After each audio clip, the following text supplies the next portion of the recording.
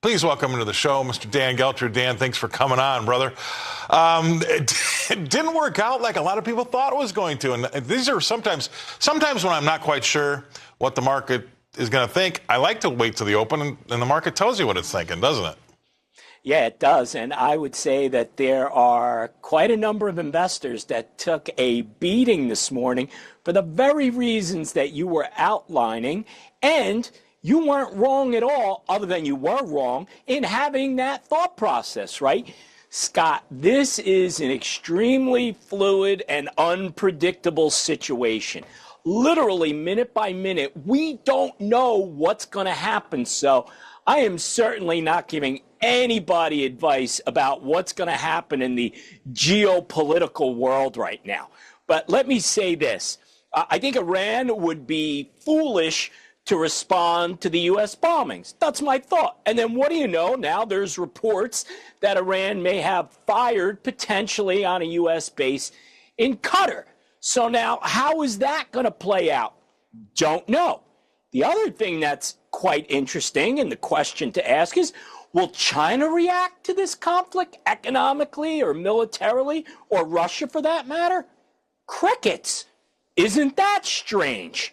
So what the market, taking all this into consideration, is that they're saying that this war or potential war, as far as the U.S. is concerned, Scott, is not going to be long term. Now, could the market be wrong? Absolutely, because we simply don't know how the chess pieces are going to be moved around the board. So I would tell everybody right now just to kind of stand pat, and let's see how things play out over the next week or so. You're right, and there's nothing there that I would disagree with. But I also feel if you would have been under that rock and didn't come out for the weekend and woke up to the markets this morning, you would have thought it was just an average everyday Monday morning. Absolutely, because the markets essentially did nothing. Whether you're talking about oil, equity, gold. Something happened this weekend. So what I think, per se, what's happening related to oil specifically, I believe that they're saying that the U.S. is not going to allow the flow of oil through the Straits of Hormuz to stop. That's not going to happen. That's how I view that. Of course, the president, drill, baby, drill. So here's an opportunity for the U.S. oil market to really step up production and have a chance to really make its mark right now. Okay, a couple things. The first one was, I think there was maybe a little bit of reticence earlier, maybe last week, about, hey, let's not make this another Iraq thing. Remember the weapons of mass destruction. I mean, do we really have a nuclear bomb problem with Iran? And I think that there's probably, actually I don't think, I know there's more evidence there than we ever worried about when it came to weapons of mass destruction. That was almost a myth. This time around, I think that we've got, whether it's 6 months, a year, or 6 weeks, everybody agrees that they've got nuclear capabilities. It's just when. And so do you think, for the world's sake, this was a good idea for the U.S. to do this, taking the markets out of it for a second, or does this open up a whole can of worms? Well, that's a tough one, right, Scott, because we don't know how this turns out. But if I had to say right now, I think it was a good move.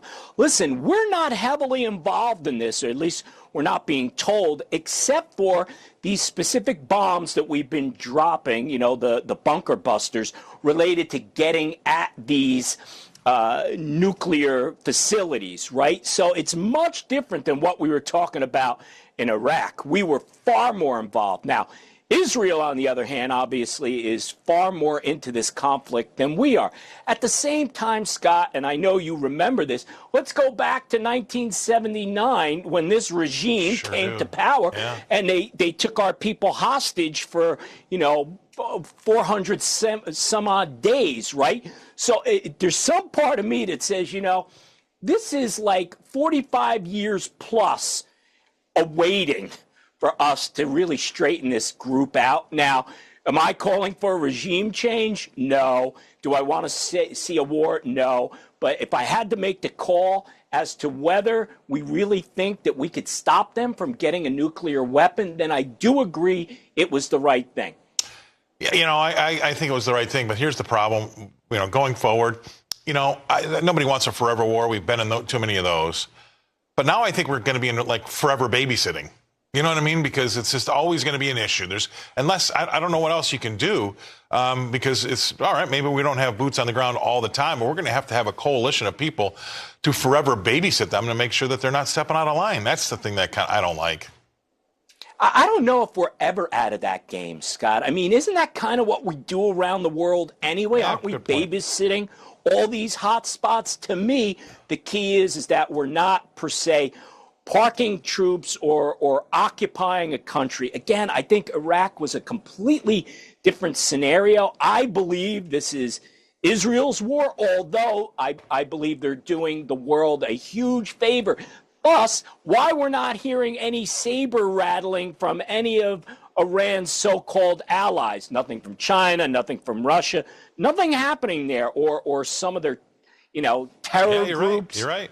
Everybody's kind of quiet because they're like, you know what? These guys are the pariah. I shouldn't say the entire Iranian people. What I'm talking about is this regime is really the pariah of the world. So I think there's a lot of countries out there that may not want to give Israel credit, but they're kind of doing, these golf claps behind the scenes. Yeah, that's absolutely the case. I agree with you 100%. And, you're exactly right. 45 years and over 600 American lives later, we kind of are a little bit justified in what we did there. I appreciate you coming on. Thank you very much, Dan. We're going to be talking about this for a while, I think. Now, it's a babysitting exercise. Appreciate you coming on. Dan Geltrude coming to us from Nutley, New Jersey. All right, let's take a look at those equity